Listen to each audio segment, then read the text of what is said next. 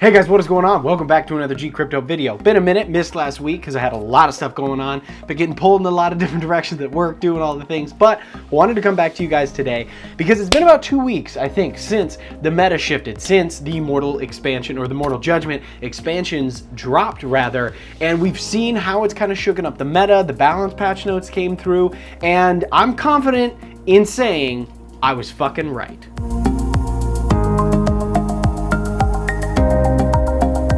Hey guys, what's going on? Welcome back to the video. Again, my name's Seth.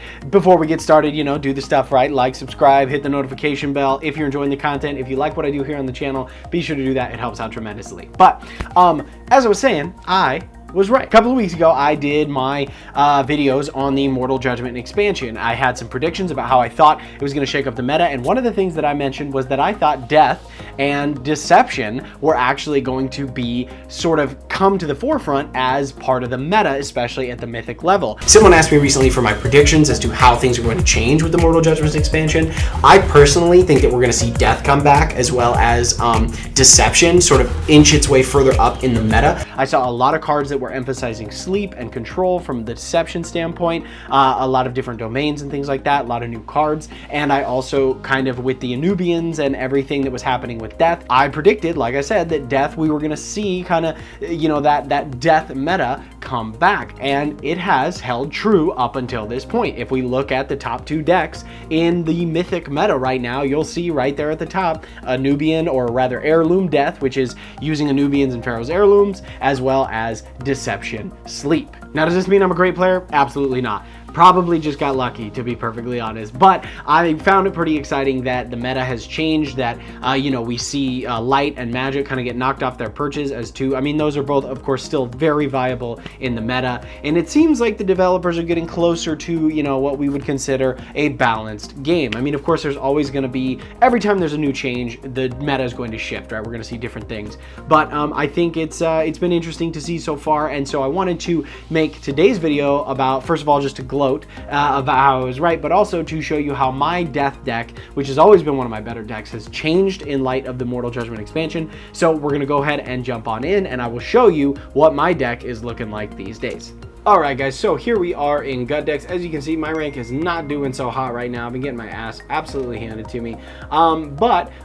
These are some of the newest, or the most recent iterations of the different decks. I might have to go back to something akin to what I was doing earlier, but this is the newest iteration. As you can see, I lost 3, one of which was very decisive. The others were very, very close, and I absolutely dominated in the one win that I got.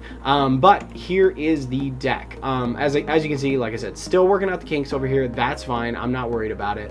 But let's go ahead and break down the deck. As you can see, it's very cheap, right? There's not a lot here that is, unmanageable for most players. But we got 2 Blight Bombs, destroy a creature with health 3 or less. These are standbys. The Raving Necromancer. Now, I implemented these because of the Anubian meta. I've seen a lot more Anubians. I have a lot more Anubians in this deck now than I did before. I've almost kind of created a sort of Anubian zombie hybrid, and again, still working out that balance a little bit, but I'm liking the direction that this one is going in. So the Raving Necromancer, basically anytime an Anubian dies, steal 1 health from your opponent's god, and the way that can work, I've got one of the Vile Reavers here, the Wretched Vanguard. I wish I had 2 of these. Might have to pick up another one because I do like the Vile Reaver a lot.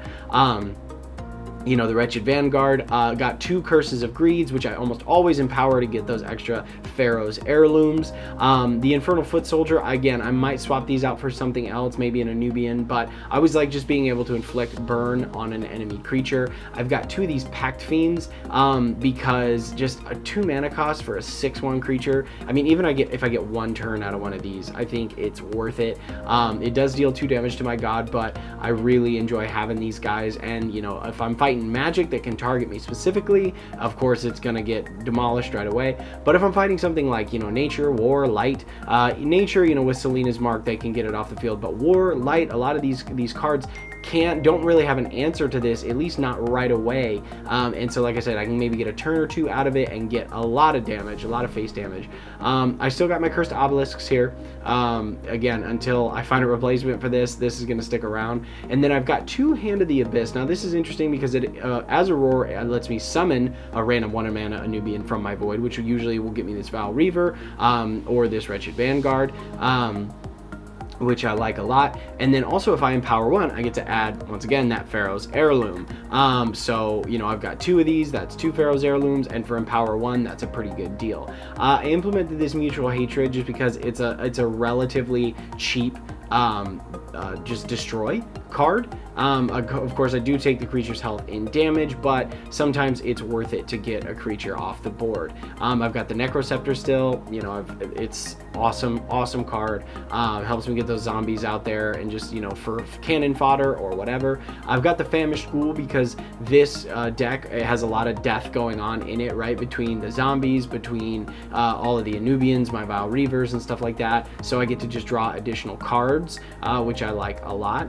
The Return Tomb Guard, again, summon a random 1 mana Anubian from my void, which oftentimes is going to give me that Val Reaver, especially with all the Pharaoh's Heirlooms that I have. And then we have one of my best cards, Faithbreaker. I got this recently in some packs. When a god takes damage, this creature gains +1/+1, and it's not just when a god takes damage, or it's not once, it's whenever it happens. So if you hit a Soul Burn, this thing gets +2/+2. If you use it to attack, it gets +1/+1. Every creature that attacks an opponent's face on your turn, this thing gets +1/+1.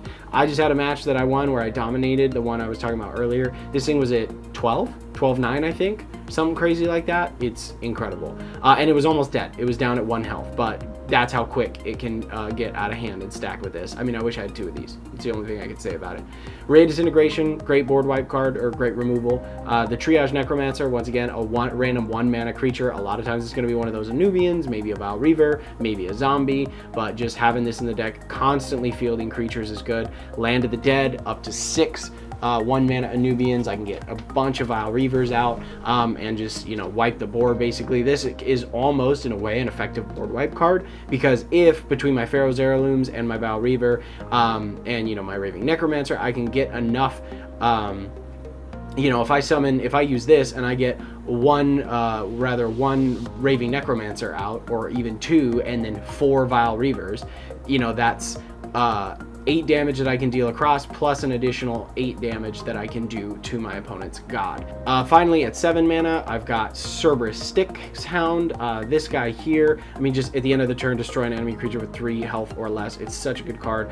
Another, you know, rebuild differently, just destroy a target creature, awesome. And then finally, end times, destroy each creature, then summon a 6/6 Demonic Skull. This is a great board wipe card if I'm getting, you know, if things are getting out of hand, if I'm playing light and they get a Zealous March or something like that. Just great board wipe card. And then I've got my 2 Bronze Gates for some frontline, and my Dead Sentry as well for some frontline. I might get rid of the Dead Sentry. I'm toying with it still. I like my Bronze Gates because that armor 1 I think makes a big difference overall in the survivability of this card. But that is pretty much it, guys. That is the deck. Appreciate you guys making the time to come by, you know, and watch the video. Make sure to like, make sure to subscribe, do all the things, and I will catch you guys in the next one. Don't forget to game it till you make it. Later, everybody.